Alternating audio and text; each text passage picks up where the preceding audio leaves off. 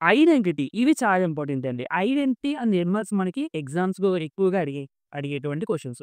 Identity అంటే ఏంటంటే, ఇప్పుడు మనం రియల్ నంబర్ సెట్‌లో ఒక ఎలిమెంట్ తీసుకున్నాం. ఒక ఎలిమెంట్ అంటే ఏ అని అనుకున్నాం. అంటే మీరు పర్టిక్యులర్‌గా నంబర్స్ యూజ్ చేయట్లేదు. ఎందుకంటే ఏ అంటే నువ్వు దీని ప్లేస్‌లో ఏ నంబర్ అయినా తీసుకోవచ్చు. ఓకేనా? సరే. ఇప్పుడు ఏ అనే ఎలిమెంట్‌కి నువ్వు ఒక ఎలిమెంట్ యాడ్ చేస్తే నీకు మళ్ళీ ఆన్సర్ ఏయే రావాలి. అలాంటి ఎలిమెంట్ రియల్ నంబర్ సెట్‌లో ఉంటుందా? ఏకి జీరో యాడ్ చేసామనుకోండి మళ్ళీ ఏ వస్తుంది కదా! అంటే ఇక్కడ జీరోని ఐడెంటిటీ ఎలిమెంట్ అని చెప్తాము. With respect to edition. అర్థమైందండి. ఇక్కడ సింబల్స్ కూడా చాలా చాలా ఇంపార్టెంట్. అందుకని నేను 2 సెపరేట్‌గా రాసాను.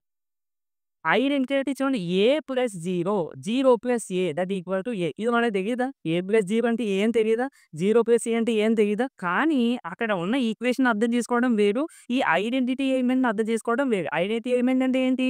ఒక సెట్‌లో రియల్ నంబర్ సెట్‌లో ఏదైనా ఒక ఎలిమెంట్ తీసుకొని మనం దానికి పర్టిక్యులర్‌గా ఒక వాల్యూని యాడ్ చేస్తే మళ్ళీ అదే ఎలిమెంట్ రావాలి. ఈ కండిషన్‌ని సాటిస్ఫై చేసేటువంటి ఎలిమెంట్‌ని మనం ఐడెంటిటీ ఎలిమెంట్ అని పిలుస్తాము. With respect to plus. So, zero is the identity element. అవునా కదండీ! ఓన్లీ జీరోనే. ఇంకా ఏ నంబర్ నువ్వు ఇక్కడ యాడ్ చేసినా ఆన్సర్ ఏ రాదు. అవునా కదా? ఓకే. ఇప్పుడు మల్టిప్లికేషన్ ఏంటి?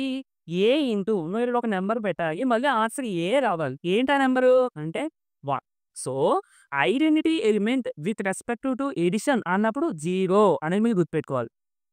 Identity element with respect to multiplication అన్నప్పుడు మీరు 1 గుర్తుపెట్టుకోవాలి. చాలా చాలా ఇంపార్టెంట్.